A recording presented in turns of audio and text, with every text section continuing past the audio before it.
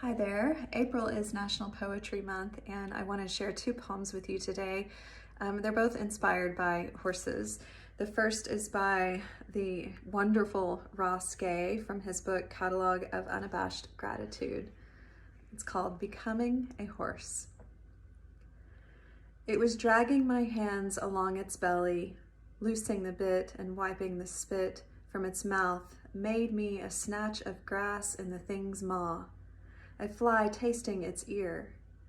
It was touching my nose to his made me know the clover's bloom. My wet eye to his made me know the long field's secrets. But it was putting my heart to the horses that made me know the sorrow of horses, the sorrow of a brook creasing a field, the maggot turning in its corpse, made me forsake my thumbs for the sheen of unshod hooves. And in this way, drop my torches, and in this way, drop my knives. Feel the small song in my chest swell and my coat glisten and twitch, and my face grow long, and these words cast off at last for the slow, honest tongue of horses. Oh, it's so sensual, so beautiful. The second piece is by another wonderful poet, Linda Gregg. All of It Singing is the title of the book. And I have read, and someone told me recently, how the volume of birds has increased in the pandemic as we've gone into shelter. And I find that so fascinating. And so the title of this poem is Let Birds. 8 deer on the slope in the summer morning mist, the night sky blue, me like a mare let out to pasture. The towel does not console me. I was given the way in the milk of childhood, breathing it waking and sleeping. But now there is no amazing smell of sperm on my thighs, no spreading it on my stomach to show pleasure. I will never give up longing. I will let my hair stay long. The rain proclaims these trees. The trees tell of the sun. Let birds, let leaf be passion, let jaw, let teeth, let tongue be between us, let joy, let entering, let rage and calm join, let quail come, let winter impress you, let spring. Allow the lost ocean to wake in you. Let the mare in the field in the summer morning mist make you whinny, make you come to the fence and whinny. Let birds. That feels so good. So your writing prompt, if you would like it, is to, this is from Betsy Bacon Blaker's Writing Circle this morning, but let yourself think about what animals are returning from nature, what you're seeing, what you're hearing, what you're noticing, whether it's the dolphins swimming in the canals in Italy or the volume of birds increasing and they're chattering away and chirping even more, even louder. Maybe it's because they just love the sound of their beautiful voice projected on a big open sky. And then the second part of that is to consider what is returning in you. Something that makes both of these poems so beautiful is that it isn't just a description of something observed in nature, but it's a connection to kind of the speaker's inner awareness and inner knowing as well. They both seem to be about desire on some level. So write about what you notice returning from nature, and then what do you notice returning within you, and see how they stack up against each other and speak to each other. Okay. The Horses by Ted Hughes. I climbed through woods in the hour before dawn dark. Evil air, a frost-making stillness, not a leaf, not a bird, a world cast in frost.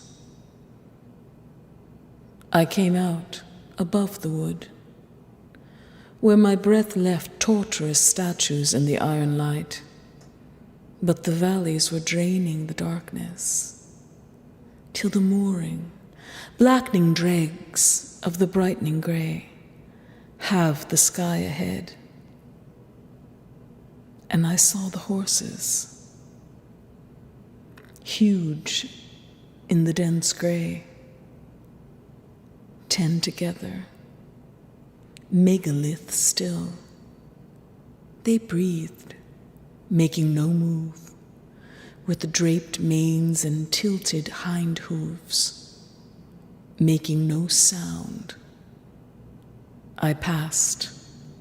Not one snorted or jerked its head. Gray, silent fragments of a gray, silent world. I listened in emptiness on the moor ridge. The curlew's tear turned its edge on the silence. Slowly, detail leafed from the darkness. Then the sun, orange, red erupted. Silently, and splitting to its core, tore and flung cloud, shook the gulf open, showed blue, and the big planets hanging. I turned, stumbling in the fever of a dream, down towards the dark woods, from the kindling tops, and came to the horses.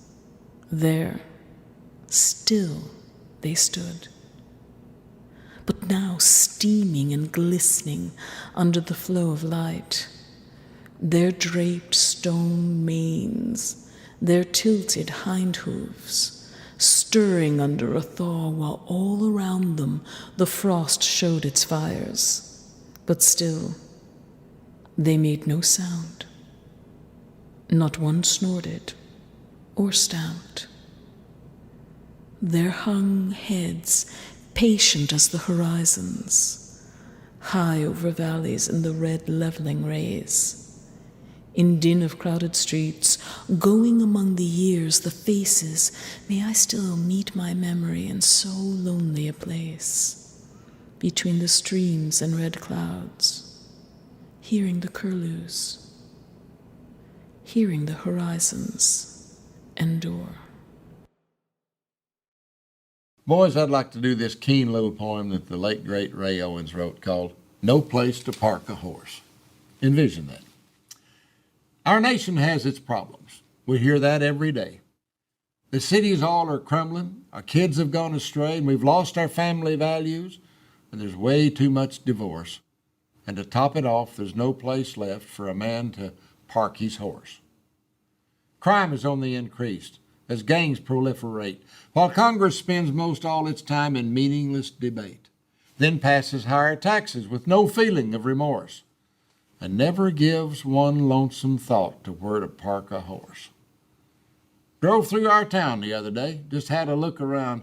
The high school was surrounded by most all the cars in town. The cafe parking lots were full of pickup trucks, of course, but I didn't see one single place where a man could park a horse. There's RV hookups in the parks and trash bins by the score, which mostly go unnoticed. Wish folks would use them more. There's a special place for handicapped. That's one move I endorse. But modern towns ain't got no place for a man to park a horse. There ain't no pool halls anymore. I guess their time is past.